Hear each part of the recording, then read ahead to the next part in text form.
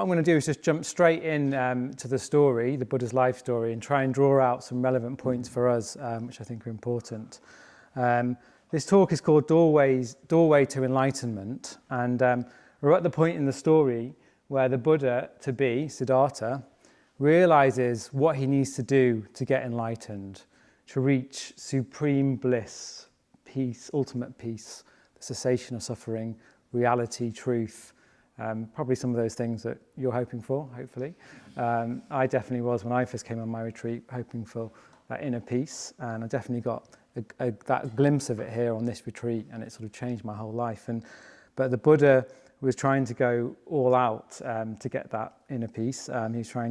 He'd so far done many things to get to this point, which I'll recap later. But where he is in the story is nothing's really worked so far, and he's sort of but luckily he has a memory of what might work. Has a memory of what might work, and the memory is that when he was a child, he was 9 years old. He was sat by the side of a field where his father was ploughing the harvest. And it was he sat there in the morning. It was early in the morning under a tree, just by the side of a field, watching his father plough the land. And in that moment, while he was watching his father, what happened was he just became very absorbed in his experience. And there was a sort of joy that welled up without particularly any sort of striving or expectation that we can all add on to our experience, can't we? So in meditation, trying to get somewhere. He wasn't trying to get anywhere. He was just a boy, just a 9-year-old boy. And in that moment, it just welled up lots of pleasure and joy, and absorption just naturally happened as he was watching his father plough. And the legend goes that he sort of sat there all day just watching his father plough. And even though he sat there all day under a tree, and it was sunshine in India, the shadow that was produced by the tree didn't move. So all day when he was watching, the shadow just stayed exactly the same over the tree, protecting him for the whole session. And he realizes that it's this sort of experience, it's this sort of way of being, way of looking at life, way of experiencing life that he needs to get enlightened. In a way, that's the doorway to enlightenment, not all this over-striving and everything else that he'd been doing to get up to that point. It was this sort of experience that he needed. Of course, what he's doing there is he's lingering, isn't he? He's sort of enjoying the gap in the day. He's enjoying nature.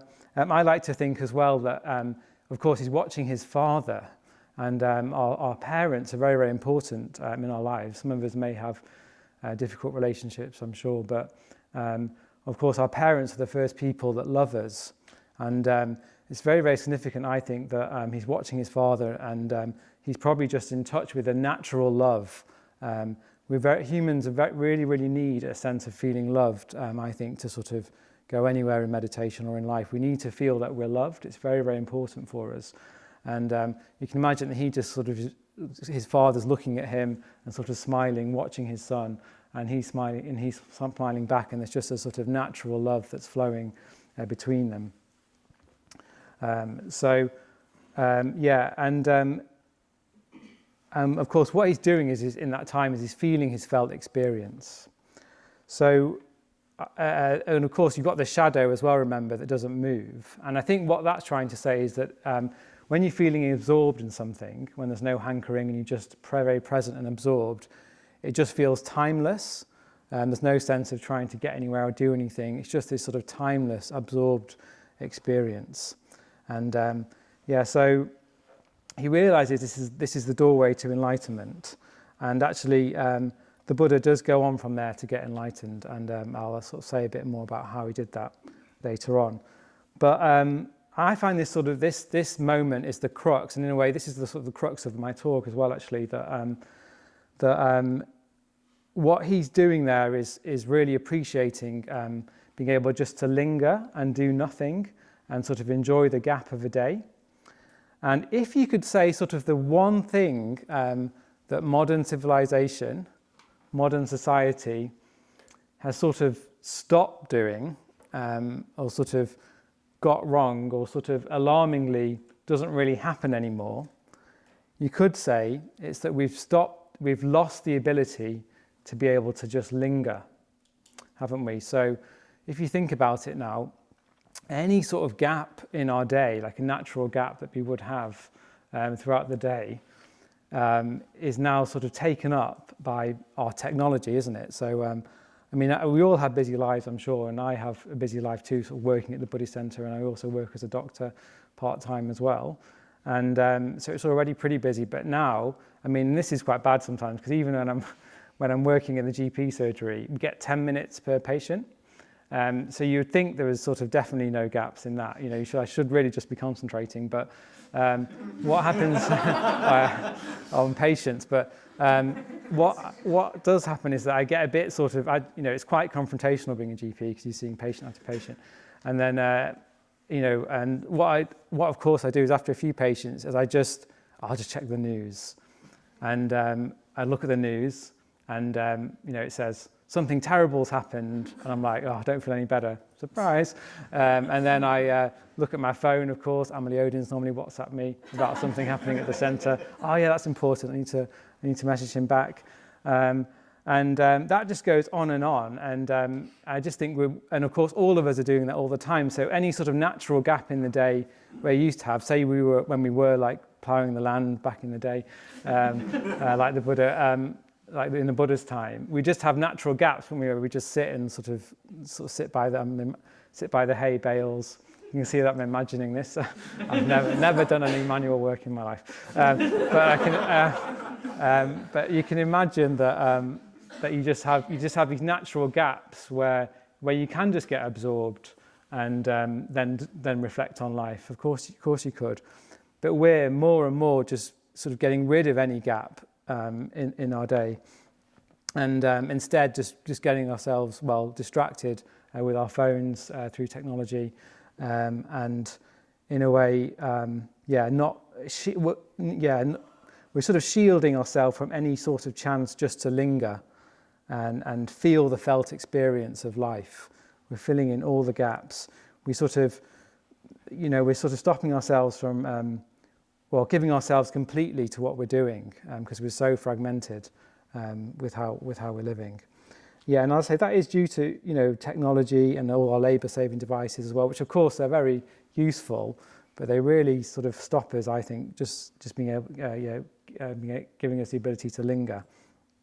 Because I've come home. Of course, we come home from work. Sometime the other week it was a Friday night, and it was about 8 o'clock. I went to go and visit my mum, and of course I got a text from. Have you had this sort of ever had this Friday night text from your boss sort of experience? Of course, like now because you can be accessible at any time. Work and your boss can get to you at any time, and so you always have to work in a way. So now, like the other week, Friday night, the boss messaged me saying, "How come you did this thing wrong? This is terrible, and you should have been helping this other doctor do this thing," and sort of accusing me of this whole thing. And he was wrong. I didn't do any of I didn't do any of what he was accusing me of. But of course, because it was Friday, I was like, oh, shall I respond or shall I just wait till Monday? And it was on my mind over the weekend, and I just felt like, could I really relax now over the weekend, because sort of work's intruded into my life. And that's just one small example. A lot of people have to work, many hours in the city of London, way past the time I think they should be working, till midnight, working for big companies. And it's really so like work's really encroaching into our life more. And even me, and like I'm a Buddhist, obviously, and I've been, as you can see, and I sort of fall for it. The other day, in fact, I was going on solitary retreat on the train, and I had a 4.5-hour train journey, and I managed to sort of not be bored or not have any gap for the full 4.5 hours, which is quite an achievement. So I sort of, on the train, I downloaded a film, so watched the film. I did all my work emails, all my online banking, all my messaging, and I even did, and this is like, remember, on a moving train, I even did my shopping, my grocery shopping for the retreat on the train, so that it was delivered the next morning, and some Amazon shopping as well, which was also delivered the next morning. I mean, if you think about it, that technology is amazing. Like you can shop on a train that's moving. I mean, you do your grocery and it gets delivered the next morning. If you'd said that to someone 20 years ago, they'd never believe you. And we just think that's completely normal. And of course, it's useful, but I just reflected that I didn't have any I got to the retreat without in a sort of horrible state. Rather than a relaxed state. And conversely, when I was on the retreat, the opposite happened, of course. I did manage to just do nothing and linger more. And of course, my mind slowed down and the thoughts all slowed down as well, so that I could even see on the actual retreat, it's like I could see every thought coming in, when your mind really slows down, then suddenly the thoughts weren't there anymore. And it was just like just experience. And that's because on the retreat, I'd turned off my phone, which I'd really recommend for this one if you haven't done already, and just really allowed myself to do nothing and linger and be in my experience as much as I could. And of course, when that happens, it's just beauty. You can just really appreciate beauty as well. Sort of everything opens up. So yeah, but of course, this is the sort of world we live in now, the world of no gaps, and Maitri Bandhu calls it the drive-through world. Maitri Bandhu is a teacher at the centre. He thinks we just live this drive-through life where we just don't have any time to stop and we're just grabbing food on the go, eating it, and not having time to stop and really do anything.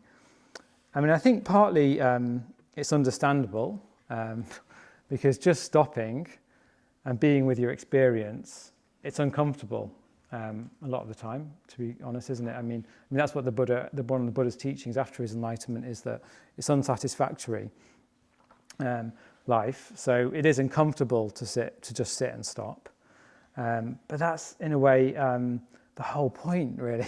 We have to be able. Sure, we need pleasure in life, but we also need to feel discomfort so we can work with it. And because life is full of discomfort, we need to be able to work with it. Otherwise, we just end up being fragile and, in a way, self-obsessed.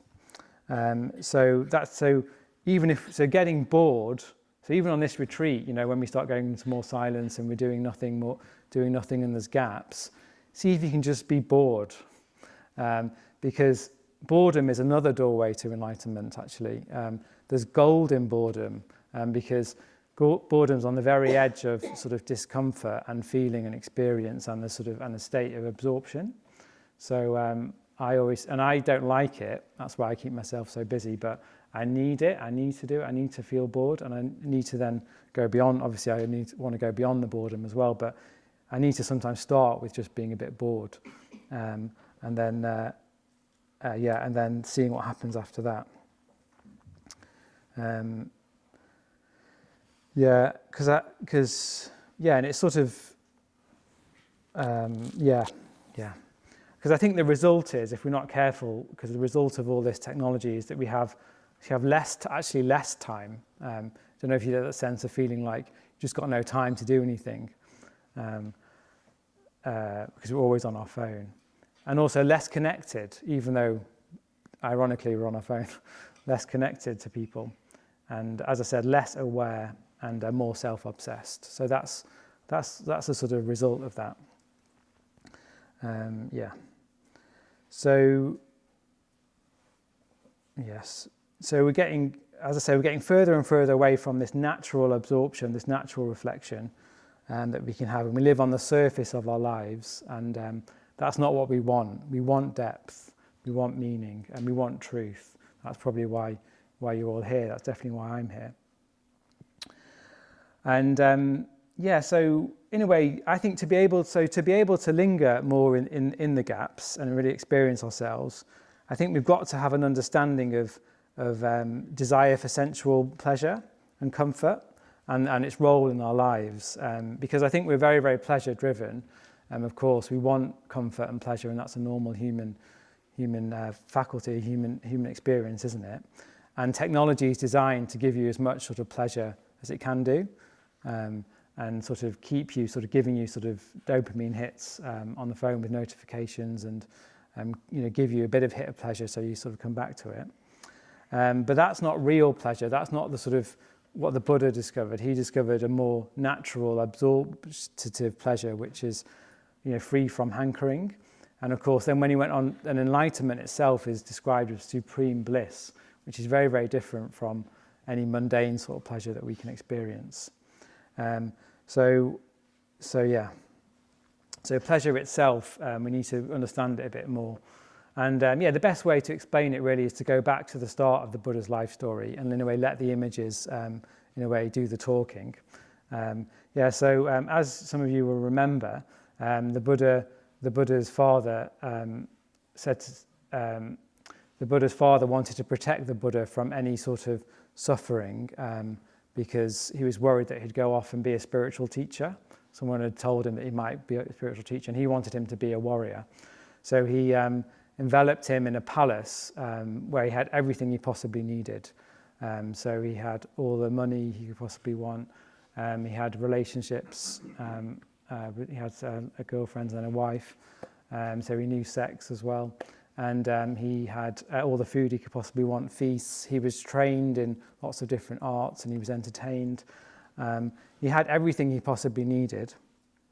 And yet he still wasn't happy. He was unsatisfied. And particularly when he went out one day, it said the legend goes that he went out of the palace, even though he wasn't really meant to, because his father was protecting him. But he went out and he saw an old man, a sick man, a dead man, and then in the end, a holy man. And those are called the four sights. And in a way, it was said that he saw old age, sickness, and death for the first time. And of course, he also saw somebody who was sort of leading a spiritual life away from pleasure as well, and that really inspired him. And for me, I really love this story. I really resonate with it. I grew up in Manchester, actually in a Jewish household, which had its own sort of peculiarities, but it was a very loving household. My mum and my dad, they really looked after me, my two brothers, and loved us. But I could see, and they were sort of, middle class, well off enough. We had everything we needed, as I said. But I could see that they weren't happy. My mum was quite depressed, and my dad was always a bit anxious. We used to go on these holidays. The pinnacle of our lives were these holidays, these luxury holidays, that my dad would probably work too hard for and get into lots of debt, actually, and I'm afraid to finance them. But he sort of, he's quite generous, but he sort of, he had to work very hard to do that. And we'd get to these holidays, say in America, we'd go into a posh hotel with a nice pool and a nice beach, Florida we went to once. And, and I really was looking forward to imagining it, that it would be like the answer, it would give us pleasure and it'd be a great time. And we'd get there, and of course, my mum and dad weren't really getting on. They were a bit down, and my dad was quite anxious, probably worried about how he was going to pay for it. And, this sort of, it's like, this isn't it. This can't be it. Where's the actual holiday in this holiday? We've slept all the way across the world. And, where's actually because I was looking for holiday, relaxation, but of course it never came. And that happened again and again as I was growing up, and I really had the sense that there was got to be something more than just the material. My version of the four sights as well, the four sights really affected me. I remember when I first started working in the hospital as a junior doctor, and it's quite a shocking experience, actually, because I think I'd seen the hospital a bit as a medical student, but I was stationed onto the geriatric ward, the elderly care ward at Newham Hospital in East London. And I remember the first time walking onto the ward, and it just felt like I was entering a sort of different realm. Obviously there were people, and I was trying to care for these people, but they didn't sort of look like people. They sort of looked like a sort of different species almost, like they were, very old, and it was just a bit shocking how sort of wrinkled they were, and a lot of them had catheters in, and a lot of them had dementia as well. So you got these old people sort of walking around, in sort of states of madness and terror. Some of them were sort of so confused. I remember once going to see a patient and they said, "Get out of my house, get out of my house." And of course they were in the hospital, and there were sort of lots of sort of little moments like that where I just thought, this is old age, this is old age. And I sort of hadn't really seen it before. I think especially in the West, once you get old to a certain point, we ask them or tell them to go into a care home, don't we? And we're not really that aware of old people in that sort of way. But I definitely felt it. And then also sometimes I'd go and see a patient, and then even sometimes 5 minutes. Once I saw this patient in a side room. I thought she was doing pretty well. I was sort of writing down the notes, doing well. She was this old lady, and we had a bit of a chat. And then I went to get the consultant just to ask her a question. We went to see her, and she died. And I sort of was so close to sort of, I almost saw her dying. Despite the fact I didn't look very good there as a doctor trying to look after her, but the feeling itself was one of what even is this? Because there I was talking to someone and then they've gone. It's like, and where are they? What's happened to them? That was my experience. Very, very strange. If you've ever seen someone die, it's a very obviously moving and strange experience, because it's like there they are, then there they're not, but there's their body, if you see what I mean. So that was a strong experience. Anyway, then I went to. I remember as a doctor, you have this doctor's mess, which is like a common room for doctors. So I remember after sort of spending some time on the ward, going to the doctor's mess to sort of sit and just hang out with the other doctors, and hoping to sort of just share my experience a bit or something. And as soon as I went in there, it's like again I entered another realm where everybody seemed to be talking about different things that weren't real. So somebody said, "Oh, I've just put a deposit on my flat. I'm really excited." And somebody else was saying, "Oh, have you got any money for the pizza we're getting this afternoon?" And somebody else was saying, "Are you going to come to the mess party? We're going to get loads of booze. It's going to be a limited bar. Come this weekend. We're going to celebrate." And I wanted to say, "Hang on a sec. Have you not seen what's happening? Has anybody just seen what's happening out there? It was sort of this strange experience that I felt like nobody had really sort of seen. I wanted to sort of shout, "We're all gonna die!" But what I actually said was, "Here's a $5 for the pizza."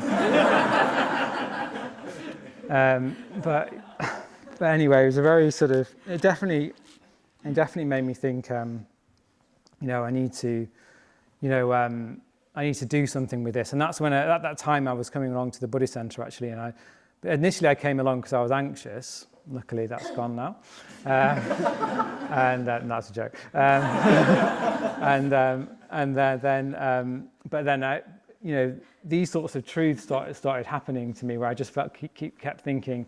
The more I looked at my mind, the more I sort of was looking at reality a bit more, or truth, or meaning, or what my life was about. All those things sort of flowed naturally from the meditation, which are probably your experience as well. And I got to a point where I actually at one point had to decide whether I was going to live with my then girlfriend at the time. She was called Judy. She was a doctor as well, and this was going to be the perfect marriage. My parents were excited. She was a doctor, I was a doctor. It was going to be like the perfect couple, the perfect marriage. And her parents loved me as well. I loved them. She was very, very nice. She was very compassionate. She was lovely, but she really didn't understand what I was getting more and more involved in Buddhism at that point, and going on more retreats over Christmas, and missing sort of family things. And she was getting concerned that I was getting more involved. And at one point she said to me, "Look, either you ditch Buddhism or you marry me," basically. That was the sort of ultimatum. And at the same time, the Buddhist Center had offered me a place in one of the communities above the Buddhist Center as well. And anyway, it got to we had lots of conversation about it. And in the end, she said, "Look, I found this amazing flat. It's in West Hampstead. It's a really nice part of London. lots of like delis around there and bakeries and really good zone 2, so really close to the centre. Nice, and with a garden as well. You don't normally get a garden. And you know, just come and look at it with me, she said. And you know, I was like, okay, fine, let's honour the relationship. So I remember going to the flat, looking around, and it was nice, you know, 2 bathrooms, and one of them had a double sink, you know, and that was nice, and a sort of double fridge freezer, really nice. She'd found a good place, very well kitted out. And I sort of thought, oh, this is interesting, because I'd also been to the Buddhist centre, and it was sharing 1 bathroom with 9 men. So that was the sort of like, that was sort of the decision.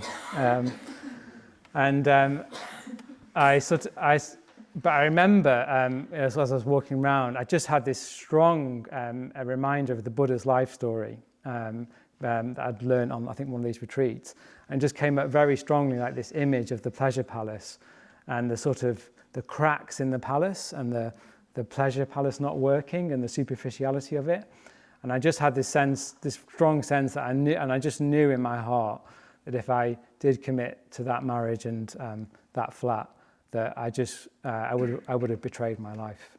And it was a very strong sense. And I just had to sort of be honest with her. And you know, she appreciated the honesty, and because I think it wouldn't have worked, but it was a very sort of strong experience for me, and meaningful. And I was very grateful actually for the Buddha's life story, that it moved me in that way, and sort of helped me sort of decide what to do in life actually from that experience. She's okay now. She married another doctor, so don't worry. And I did move into the community, and I was still living there actually, because it was such a strong, rich context for friendship, even though it's got its challenges. But I really appreciate living there. Yeah. So So anyway, So I think let's go back to. So that's the story of the Buddha. So he back to the Buddha story. The Buddha to be. Instead of getting. You get involved in your own story, don't you? And that's not what we're here for.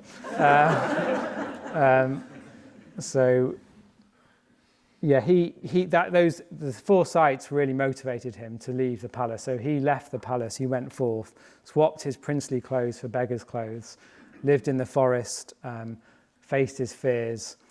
He found a teacher and got very, very, very good at meditation. He found a technique that got him into sort of amazing spheres of meditation and absorption.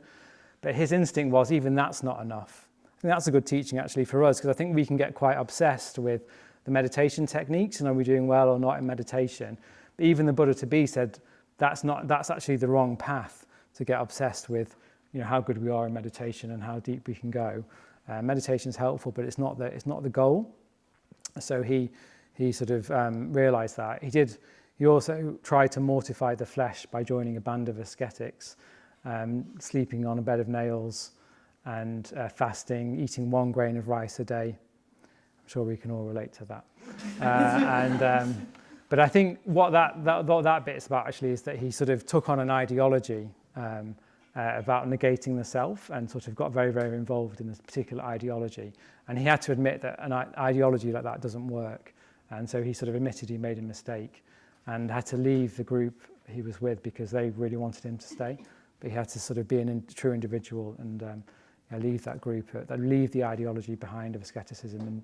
And that's where, and now we've been brought right up to the rose apple tree story, which I told at the beginning. So he has this experience of, he manages, as I said, to linger in the gap and get absorbed naturally in this timeless way. And he realizes that's the way to enlightenment. Particularly because sensual pleasure, it doesn't work because with pleasure, Buddhism doesn't deny, by the way, that pleasure, you can have pleasure, by the way. It's not sort of like trying to be stoic. Of course, we will have pleasure in life, and that's really important to have a bit of pleasure. But what it's saying is there's also pain in life. And we can't live our life like an ostrich, just sort of trying to look the other way. We need to be balanced. So sure, have the pleasure, the nice sunny day experience, or whatever pleasure it is you go for. But also just remember that there's pain as well, and try and be balanced. And that, you know, with sensual pleasure, of course, the more you have, the more you want. And there's a law of diminishing returns. I call it the biscuit law. So you have, and you can try this if you want later. So you have one biscuit, it's quite nice. In fact, it's very nice sometimes. But the next biscuit always isn't as good, is it? It's quite nice, but it's not as good. And by the third biscuit, you just feel sick. And the fourth one, you've got diabetes. So that's the sort of, for me, describes sort of sensual pleasure. And why, we need a bit of it, but sort of too much just doesn't work. It just causes pain, actually, in the end. So filling your gap in the day with sort of sensual pleasure, that won't work either. So that's why, Netflix and your phone, fortunately, isn't the answer either, even though sometimes a bit of Netflix can be entertaining. It's not the answer. So now we're at the point where he gets enlightened. And I asked Maitri Bandhu what enlightenment was, because I wasn't exactly sure yet. But he said, well, you can think of it as it's an experience of being beyond the physical senses and the rational mind. And because it's a direct experience, and because it's beyond the physical senses and the rational mind, it's very hard to talk about, and you can sort of get it wrong by talking about it in the wrong way. Although you can say things like it's the cessation of suffering, supreme bliss. It's the other, so you can sort of use words, but they're all just pointing to the actual experience. They're not the experience themselves. And the best way to approach it actually is through images and story, which is why we've been telling the story. So I'll tell you the story of how we got enlightened from that point, and then I'll sort of draw the talk to a close. So so the key image is what's called the attack of Mara.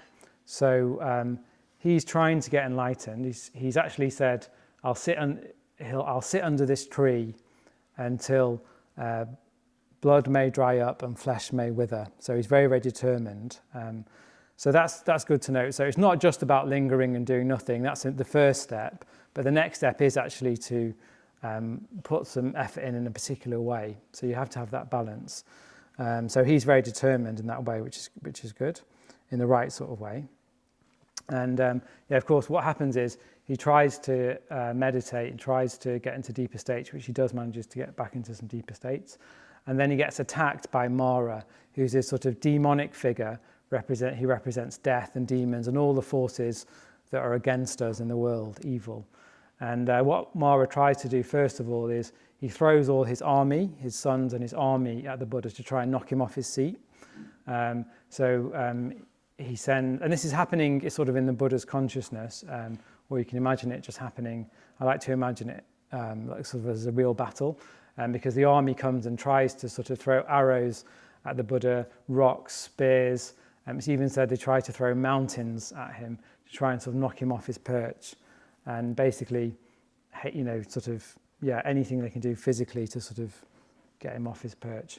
And what the Buddha does, this is the key here, instead of reacting as we would do to any sort of hatred towards us, which instead of doing that, he just sits there and allows the energy from the hatred to transform.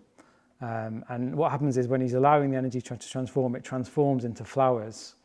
And it just, instead of arrows, so the arrows are flying in the air towards him, and when they reach the Buddha, they don't hit him, they just transform into flowers, and the flowers just fall down. So more and more flowers are just falling down. So it's a very beautiful image of transformation, and it's not a repression of anger and hatred in that sense, is it? It's a transformation, which I think is important as well. So that's good, and that's interesting. So next. Mara gets a bit disappointed and he says, okay, fine, well, if that doesn't work, what I'll do is I'll send my daughters. His daughters were very attractive, and you can, by the way, you can swap the gender there if you want to sort of make it work for you.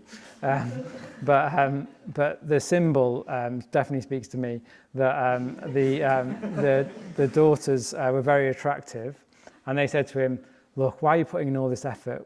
Come with us. We can go and have a good time.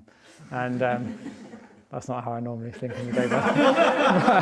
But it was what they're trying to do, obviously, is seduce him. In a way, you can think of it more like it's like the world seduces us, doesn't it? The world.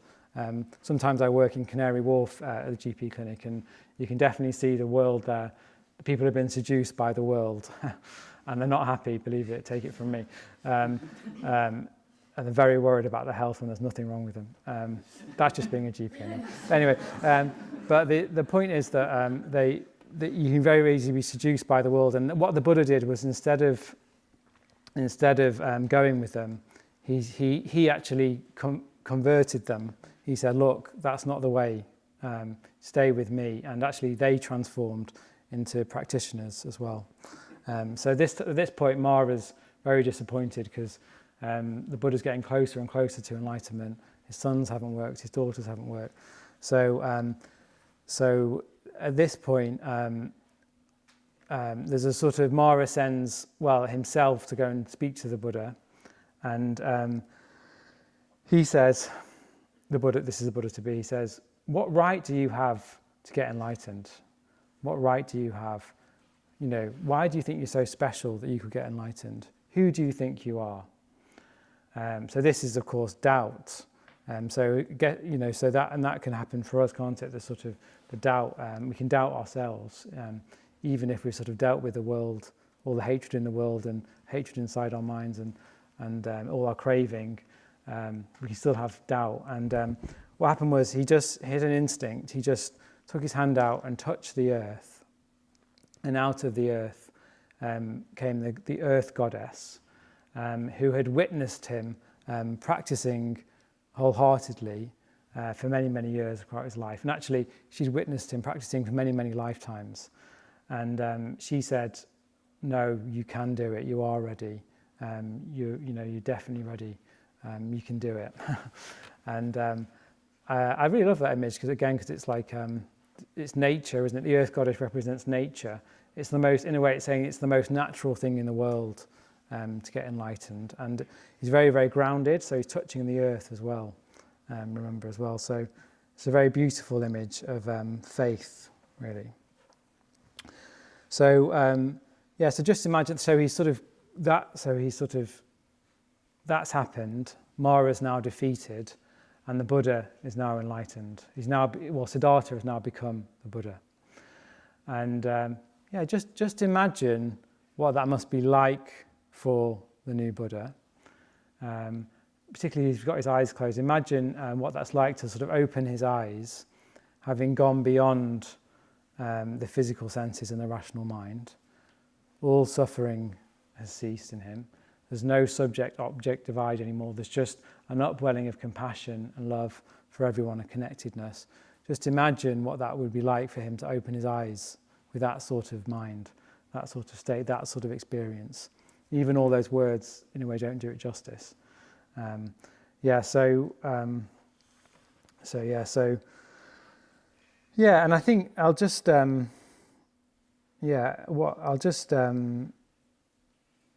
you could say that, what I'm going to say, I'll conclude now, So, Amelioda's looking at me.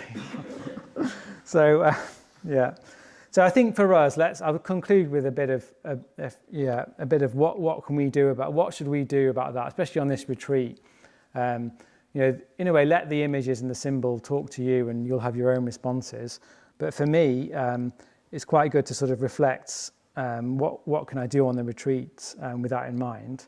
And I'd say, see if you can commit to sort of lingering and doing nothing and sort of taking in, just feeling your felt experience as much as you can on the retreat. It's a very, very beautiful sight, this. And as soon as you go deeper in meditation, the beauty of life becomes stronger. Actually, I was just even standing outside the reception area the other day, and on top of the reception is a sort of moss. I don't know if you've seen this. And on the moss, there's little tiny sticks and stalks on the moss. And on each stalk, there's a dewdrop.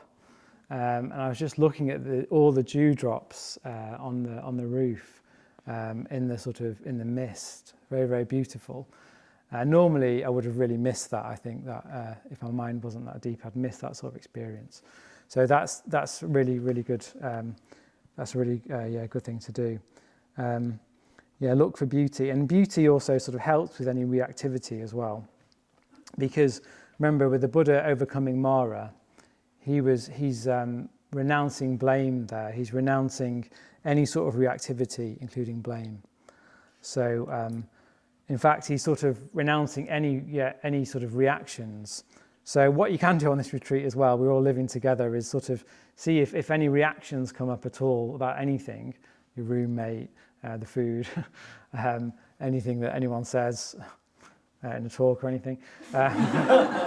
Anything that happens, can you try and see it as a reaction? And Mara sort of talking to you. So what would that feel like in the body? What are the thoughts that go with that? Can you transform it even? Can you transform it to flowers? That's a really, really good practice. And this retreat specifically has lots of opportunity to do that, or living together as a community. That's part of the point. Yeah, and working with craving and looking for sort of deeper pleasure in meditation, not just going for the biscuits. I think will really help to make you feel embodied and calm, and sort of embody the majesty of contentment. And we're very content with a sort of majesty about us as an aesthetic. See if we can just sort of, I like to sort of bask in that contentment. And finally, can see if you can risk having faith that there's something beyond the material world. There's something beyond just the material mind. Can you risk that, particularly in the pujas and just around? Can you sort of step out of any cynicism and open up to something more, just even for the retreat? So it's really clear to me that we have to learn how to linger again. We have to learn how to feel the felt experience, and not just always be reaching for the superficial. But to do that, I think we have to have a reason to want to linger, to want to meet our discomfort. In a way to sort of, we have to have a reason. And I think for me, the Buddha's life story and the Enlightenment experience is that reason for me, is that motivation that there is something more, and it is worth sticking with our experience and deepening. There's something worth doing, something that we really want deep in our hearts. And of course, that does take commitment. It does take a degree of effort. And it does take a sense that something's happening here, something's really happening, and we're moving forward. We sort of take our minds with us everywhere, don't we? And I always think that the easiest thing to do then is just to commit to these practices, because our mind, the state of our mind is the state of our lives. So if we can open up to what's beyond, and something more than ourselves, beyond our reactivity, beyond our cravings, beyond our doubts, we'll open ourselves up to the supreme bliss, potentially even enlightenment. Mara will be defeated, and we'll be gaining enlightenment, not just for ourselves, of course, but for the benefit of the world, if we can do that. So thanks very much.